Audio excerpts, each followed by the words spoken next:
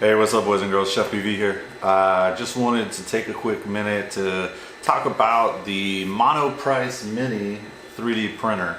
I've been toying with it, and this is my second kind of attempt into 3D printing, this one for work. And so my first attempt a few years ago was still not quite up to par with, something. We were not really at the point where out the box printing was simple. I had tried with a product at the time that kind of was aiming to make that happen, and it really didn't hit all the marks. It didn't really get me there. So I quickly realized a few years ago when I first dipped into this that this was a whole nother hobby at that point, and that I didn't have the time for it. So I jumped out recently, a few months ago, got my boss to approve getting one for work. Decided to jump into a little Mini Select because I really thought that from everything I had heard, it was out the box the best, quickest, fastest way to really get going 3D printing with very little need for doing much. That being said, the Monoprice Mini Select at $200 is a steal. I mean, it really is bare bones, everything you need to just start printing.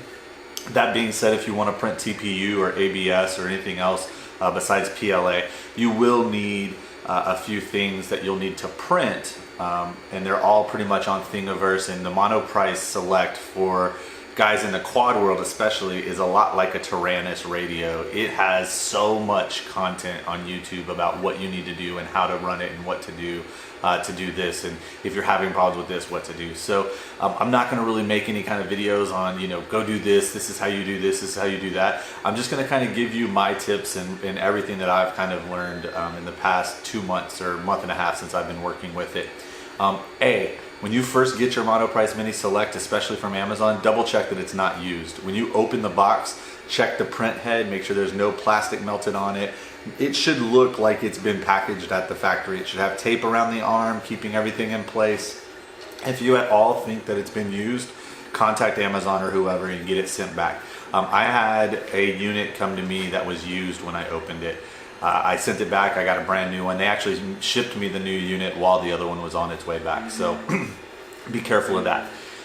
Number two, make sure you buy TPU and ABS. And if you're gonna use PLA, here in Texas, I can't use PLA. PLA products sitting in the trunk of my car will melt and warp and shift much differently than TPU or ABS do not reach critical points in temperature and do that. So if you do want to print TPU or PLA though, get some reels now, 1.75 millimeter. I go with the 1 kilograms, Hatchbox, Sane Smart. Those are the two that most people use off of Amazon. Then you need to, while you're waiting on everything, start digging into the groups and start looking into what do you need to know to get started. Well, out the box, this thing will pretty much print and should print pretty well. But if you're going to want to print TPU, then you're going to need to print off of Thingiverse, and I'll try to put all these links in this YouTube description box here. You're going to need the filament, the TPU filament flexible kind of extruder piece, and I'll show you that in a minute on the printer. You're going to want to print a fan shroud like you see on mine right now, and I'll show you up close in a minute. For TPU, it's just, again, found on Thingiverse. It just redistributes the air to better be used for the TPU printing. You're also, if you're going to print ABS, you'll want to print this one, which is the ABS fan shroud. Basically, it blocks all the fan air from being blown anywhere but on the head, cooling kind of the top of the head where the motor cooling is. And so this is the ABS one, again on Thingiverse. I'll put it in the descriptors. I actually mounted a new fan. I went and got a 35 by 10 fan at Fry's, and then I went and got some mini Dean's connectors, and I actually have my fan and my print head vent covers to where I can just hot swap them out and not have to worry about pulling the fans off or anything. So that's something you'll want to do probably. That way you can just quickly remove the head fan shroud, put a new one on for what you're printing, and keep going. So you'll want to do all that. You'll want to look at all the little kind of things that you're going to want to print and need to print in order to start printing the different materials. Once you get those things printed with PLA, drop those things in, and you can start printing other stuff. things I've printed. I printed all kinds of stuff, but here for my quad, here's a brand new canopy. It just came off this morning and I just mounted it with the TPU canopy front for the camera, for the BRAP, and then it's also got a integrated GoPro mount now. It's my second or third iteration on that. As far as software, you're gonna wanna run some sort of CAD software, and I personally would suggest playing with Tinkercad first. Tinkercad is a free browser-based CAD design program. It walks you exactly through how to do a lot of everything, and so it really makes you feel comfortable and confident pretty quickly at being able to design little parts. There's a lot of limitations to it in the basic mode, but as you get better, you'll be able to shift into other forms of CAD work and very easily be able to learn, take what you learned in Tinkercad and shift it over. Tinkercad's great though. I pretty much tinker almost everything in Tinkercad really quickly just to get rough prints done, and then I can go back and I can fine tune them over time, learning and teaching myself the other CAD programs. Some quick little tips and things you need to know about, I don't know, the print surface, the bed adhesion and tack surfaces, masking tape, all these different things people use. I tried all of it. I tried the tack surface that came on it. It worked okay. It wasn't bad. It started to pull up and I had to replace it and I couldn't find any locally, so I tried blue tape. Not actually blue tape, but they make a blue tape.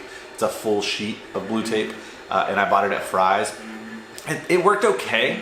The one thing that I did find online digging around though was a lot of really serious, long-term printers were actually printing straight on the metal bed plate. It's a heated bed plate. So what they did was they were using glue stick. So take a bunch of glue stick and you rub it really good on the surface, very nice and thick, nice and even, but also pretty thick. And anything will adhere to it basically pretty well. I no longer am having any kind of lifting, and it allowed me to really get the bed level. And this is the key.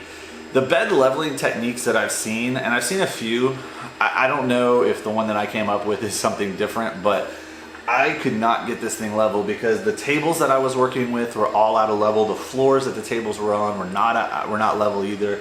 And so to get a perfect level on this bed using a level, like I have a little small T level that I was using, was almost impossible. I just could not get it fixed.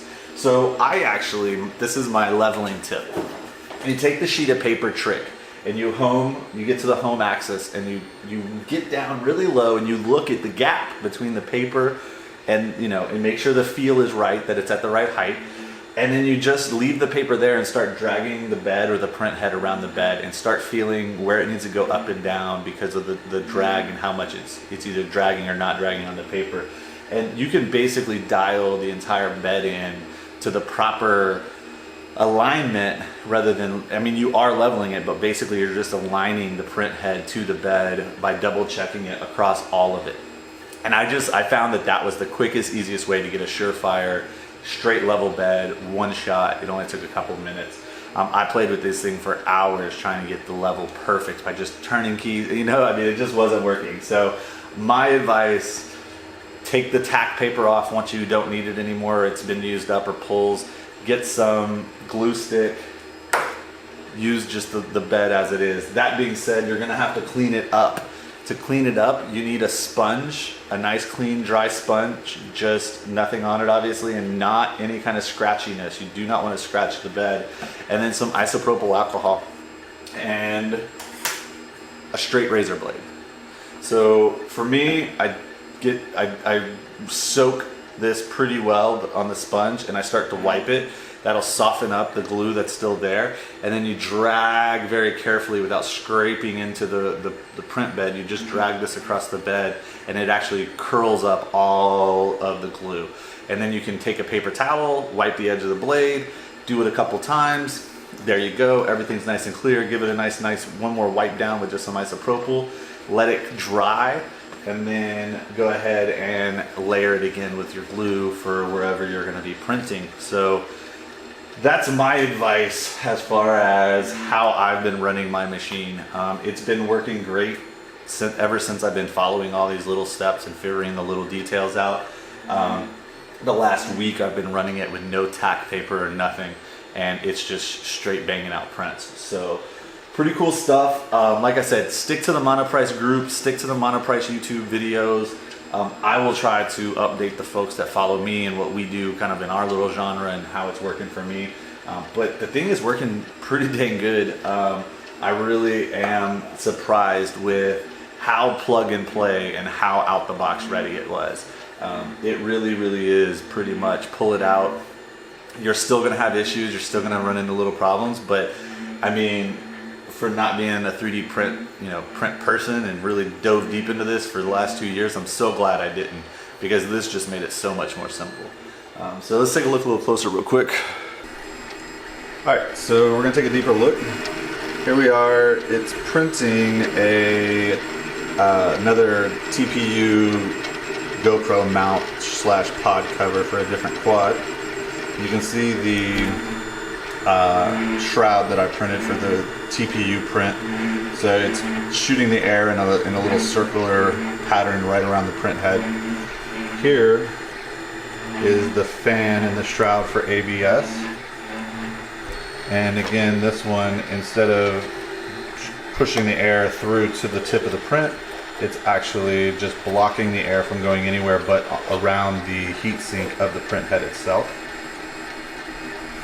Alright, so this piece right here, this little white curved piece you see me pointing to with the orange piece, this is your flexible filament guide. So that's the one that you need to print if you're going to want to print TPU. It keeps the filament from bending as it goes into the extruder. So with all of those pieces, you should be able to print everything you need just fine on the Monoprice Mini Select. So there you go. Hope you guys enjoyed it. Fly safe, fly smart. Just fly.